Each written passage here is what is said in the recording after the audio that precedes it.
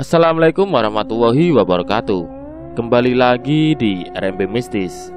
Dan pada video kali ini, portal RMB akan menceritakan kisah pinggir kota dalam kemasan cerita misteri. Cerita kali ini berjudul Tergoda Pesugihan Genderuwo yang Meminta Tumbal Manusia. Lalu seperti apa kisah selengkapnya? Langsung saja dan selamat mendengarkan.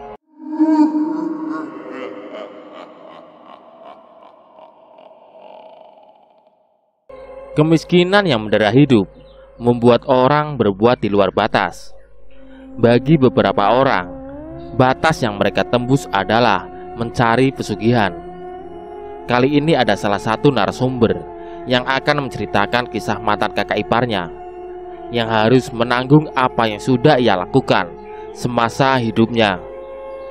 Di tahun 2010, ada seorang laki-laki yang hidup bersama adiknya di rumah kecilnya. Laki-laki itu kerap disapa Gani. Ditinggal oleh kedua orang tuanya semenjak ia berusia 17 tahun.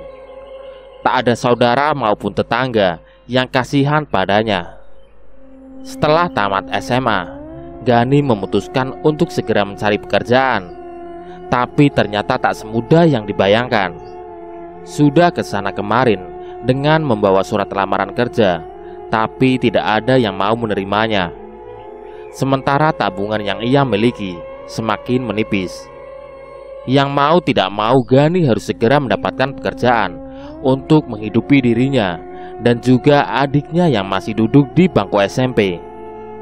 Singkat cerita, 2 bulan setelah lulus SMA, akhirnya Gani mendapatkan pekerjaan sebagai pelayan toko sembako yang pendapatannya tidak seberapa.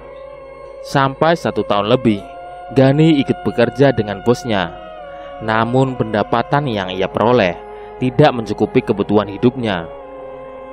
Yang mau tak mau, Gani meminjam uang ke rentenir. 1 bulan 2 bulan, tak terasa hutangnya semakin menumpuk. Gani hanya bisa menghela nafas panjang. Dia sudah tidak bisa mendengar teriakan para penagih hutang yang tiap hari menyalak di depan rumah. Gani sudah hafal kapan waktu mereka datang. Jadi dengan sigap, dia akan berlari ke belakang rumah dan bersembunyi di rumah warga yang masih bersimpati padanya. Tentu saja, Gani tidak hanya berutang pada 1 orang. Tetangganya pun tak luput ia mintai pinjaman. Itulah kenapa tak semua tetangga mau membantunya lagi. Bukan Gani menghabiskan hidupnya dengan foya-foya. Selain untuk membayar sekolah adiknya dan juga kebutuhan sehari-harinya, tapi utang yang ia tanggung juga merupakan utang bapaknya yang tiba-tiba kembali setelah kabur entah kemana. Ibunya meninggal sejak kecil, jadi Gani hanya hidup berdua dengan adiknya. Tapi malang nasib Gani, sudah hidup tanpa kasih sayang ibu. Masih harus menerima fakta bahwa bapaknya pecandu judi yang lebih sering setor uang ke bandar judi dibanding mengeruk untung dari dadu. Gani kehilangan akal. Dia tidak bisa hidup seperti itu terus-terusan. Adiknya yang butuh biaya banyak, sementara hutang-hutangnya pun sudah kian membuncah. Pekerjaan yang ia lakukan pun tersendat-sendat karena sering kabur-kaburan demi menghindari para penagih hutang.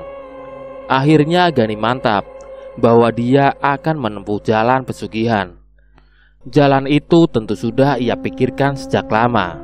Namun memang Gani tidak punya keberanian untuk melawan Tuhan. Tapi sepertinya kali ini dia tak lagi bisa berpikir jernih. Gani menemui dukun yang ada di desa sebelah. Setelah mengambil simpanan uang yang tersisa, Gani mantap menemui dukun itu. Setibanya di rumah dukun dan mengutarakan niatnya, Gani diminta oleh sang dukun untuk menyiapkan ubah rampe yang diperlukan dan diminta untuk bertapa di salah satu gua yang terkenal di daerahnya. Gua itu memang terkenal sebagai tempat pesugihan. Anggap saja namanya Gua Sugiharto.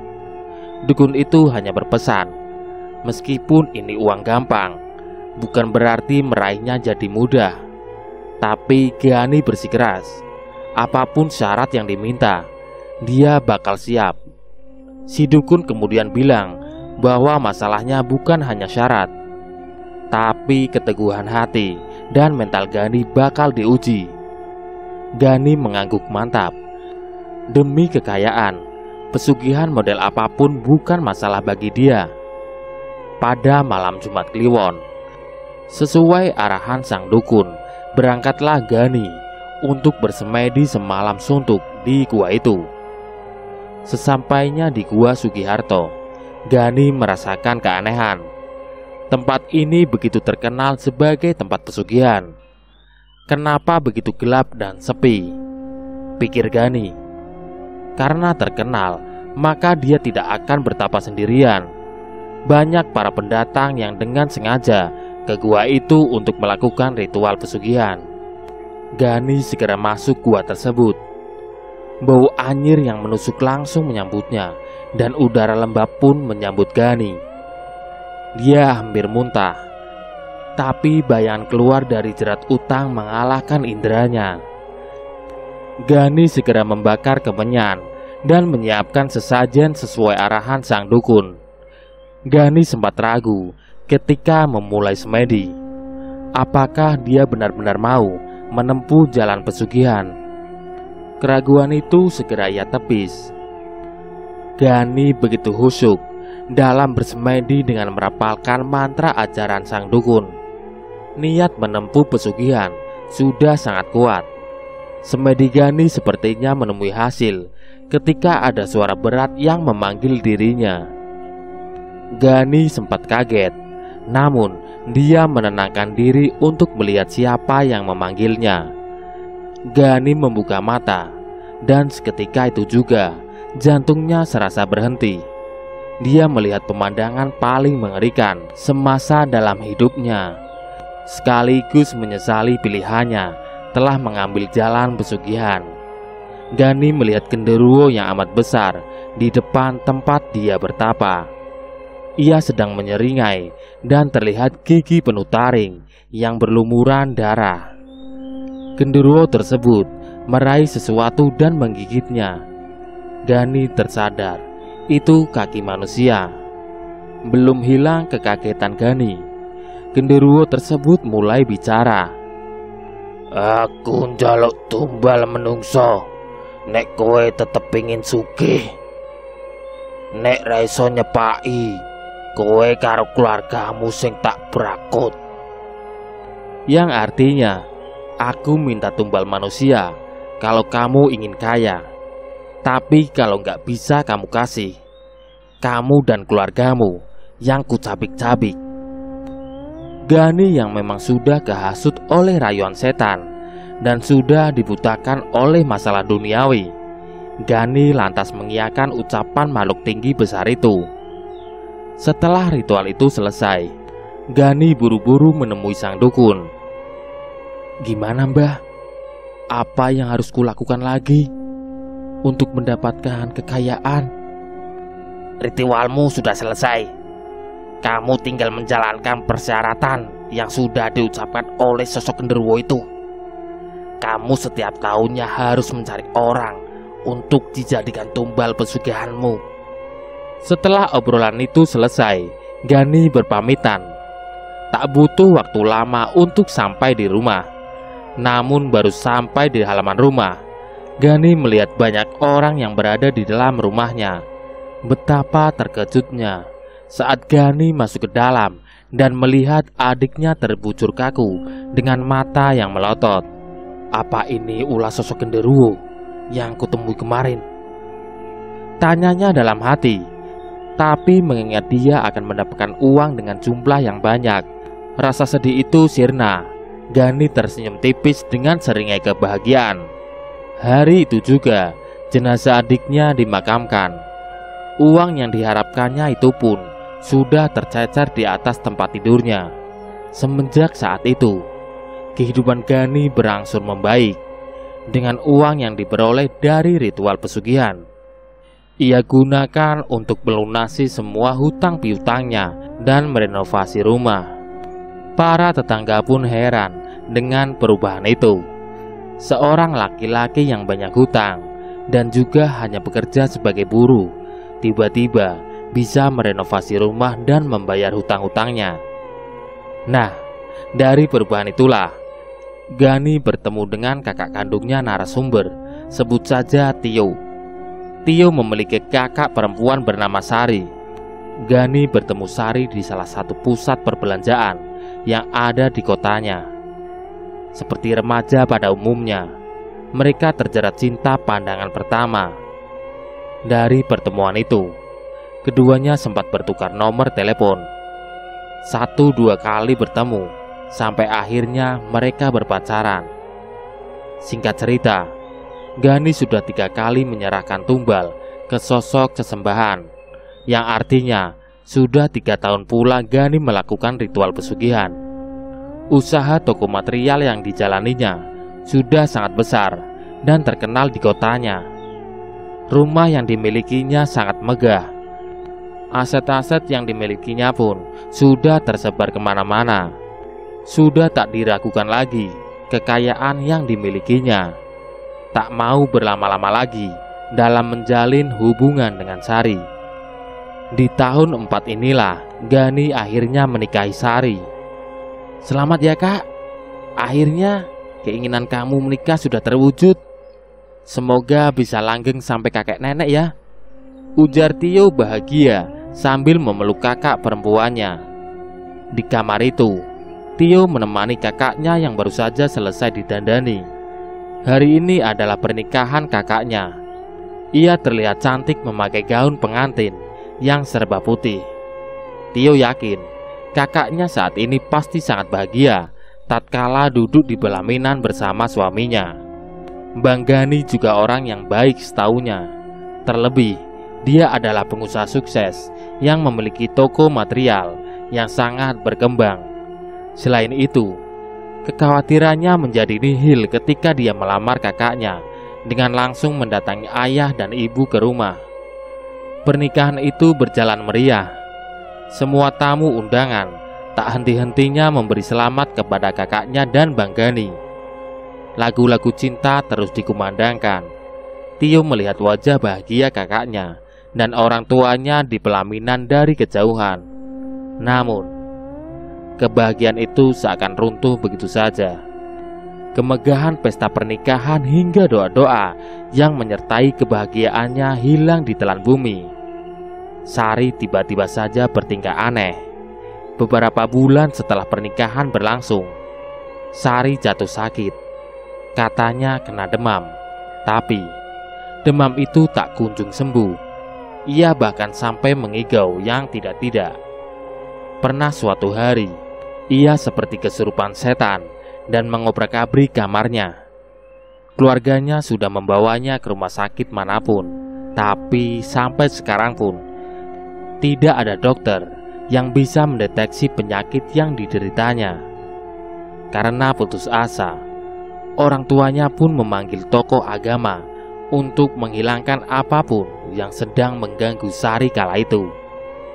Tapi mereka juga tak mampu melawan kekuatan yang ada di tubuhnya Sari. Bahkan banyak dari mereka yang justru diganggu dengan kekuatan itu. Ada yang diikuti setiap berjalan di malam hari. Ada pula yang jatuh sakit gara-gara mencoba memberikan kakak pertolongan. Mereka kelimpungan, sudah tidak tahu bagaimana cara menyembuhkan Sari. Terlebih, kakaknya Tio kini sedang hamil tua. Mereka khawatir keadaan Sari yang kambuh-kambuhan itu mempengaruhi janinnya nanti. Sampai suatu hari, ada seorang nenek tua renta yang berkunjung ke rumah. Katanya, ia mendengar kabar seorang perempuan yang punya penyakit aneh. Nenek itu kemudian dituntun ke kamar Sari. Setelah melihat kondisi Sari yang terbaring di atas ranjang, nenek itu perlahan merapal mantra. Suaranya merdu sekali. Mantra yang terdengar seperti lantunan ayat suci Al-Quran yang menyejukkan hati siapapun yang mendengarnya. Kemudian nenek menyuruh Tio dan orang tuanya untuk memegangi tubuh Sari. "Apa yang kamu mau?" tanya nenek itu. Sari tiba-tiba meraung. Kemudian ia menunjuk ke arah perutnya sendiri sambil melototi nenek itu. "Siapa yang mengutusmu ke tubuh ini?" tanya nenek itu lagi. "Tuanku Budiman." Jawab Sari disertai tawanya yang keras. Kemudian nenek itu menyuruh mereka untuk melepaskan tubuh Sari. Seakan terlepas dari mantra itu, Sari kemudian kembali tenang. Mereka menuntunnya untuk rebahan di kasurnya. Setelah selesai mengurus Sari, mereka lantas keluar kamar untuk menanyakan beberapa hal kepada nenek itu. "Jadi, apa yang terjadi sama anak saya, Nek?" tanya ibunya Tio. "Ternyata dia sedang dirasuki oleh genderuwo yang sengaja dikirim oleh seseorang. Dengan begitu, ia akan diganggu sampai meninggal. Selanjutnya, ia akan dijadikan tumbal pesugihan," jelas nenek. Seketika mereka lemas mendengar hal tersebut. "Maksud nenek, kakak saya dijadikan tumbal untuk pesugihan yang dilakukan seorang begitu? Siapa orang itu, Nek?" tanya Tio panik. "Orang terdekat," jawab nenek singkat. Mereka bertukar pandangan. Setaunya, tidak ada dari keluarga mereka yang menyimpan rahasia hitam seperti itu. Hampir semua keluarga mereka mencari penghasilan dari pekerjaan halal. "Suaminya," ujar nenek melanjutkan. Mendengar ucapan nenek itu, sontak Tio dan yang lain tidak percaya. Mereka mengira dia adalah orang baik selama ini. Betapa terkejutnya mereka saat mengetahui fakta itu. Ia rela mengorbankan istrinya sendiri demi pesugihan yang dijalaninya. Mereka juga baru sadar kalau Budiman adalah nama terakhir Banggani. Dia tidak hanya ingin mengambil nyawa istrinya, tetapi juga janin yang ada di dalam kandungan anakmu. Makanya dia menunjuk perutnya saat aku tanyai. Satu-satunya cara adalah mengambil segelas air yang digunakan suami anakmu untuk pesugihan. Berikan itu kepada anakmu, niscaya ia akan kembali seperti semula," ujar nenek melanjutkan, memberi nasihat. Tugas mencari air pesugihan itu jatuh kepada Tio. Kata nenek, Tio harus mendatang ke toko material tempat Banggani bekerja dan mencari gentong di ruangan yang dilarang. Tio sendiri juga tidak memberitahu Banggani atas kehadiran nenek sore itu. Mereka sengaja, karena setelah mereka menyembuhkan Sari, mereka akan langsung menendang Gani agar keluar dari keluarganya. Tapi sebelum itu, Tio harus mengambil air pesugihan dan berpura-pura ingin bermain ke toko Banggani. "Tada, ini ruangan abang. Bagus kan? Kamu besok juga harus jadi orang sukses kayak abang gini ya, biar bisa bikin bangga orang tua kamu," kata Banggani memperlihatkan isi ruangannya. Mendengar perkataannya itu, Tio hanya mengutuk dalam hati. "Yalah, uang hasil pesugihan saja bangga," katanya dalam hati. "Oh ya, jangan masuk ke ruangan yang pintunya merah ya. Itu gudang yang belum dibersihkan berminggu-minggu. Abang lagi susah cari orang yang mau buru bersih-bersih di sini," katanya. Tidak salah lagi, itu adalah ruangan dilarang seperti kata nenek. Setelah Banggani meninggalkan Tio sendirian di ruangan itu, Tio langsung menuju tempat itu. Ia membuka pintu itu, dan tepat di tengahnya ada sebuah gentong air yang besar berisi banyak kembang. Tio mengeluarkan botol dari tas yang dibawanya untuk mengambil air itu.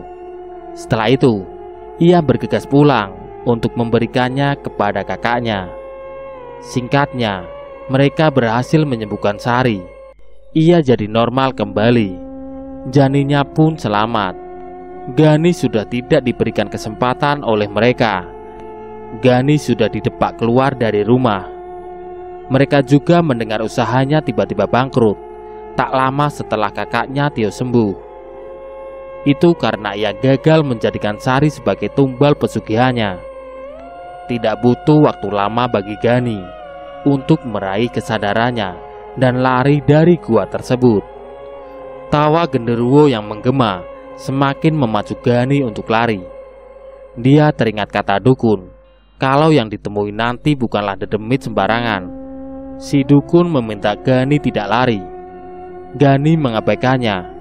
Ia memacu motornya dan pergi dari tempat itu, membuang jauh-jauh pikiran tentang pesugihan. Genderuwo tersebut masih tertawa, dan dengan mudahnya genderuwo itu menangkap tubuh Gani, lalu mencabik-cabiknya sebagai tumbal yang sudah dijanjikan di tahun keempat, yang tak lain Gani sendiri. Portal RMB, itulah tadi cerita yang berjudul Tergoda Pesugihan Genderuwo yang Meminta Tumbal Manusia. Nantikan cerita-cerita menarik lainnya di konten berikutnya. Sekian. Wassalamualaikum warahmatullahi wabarakatuh.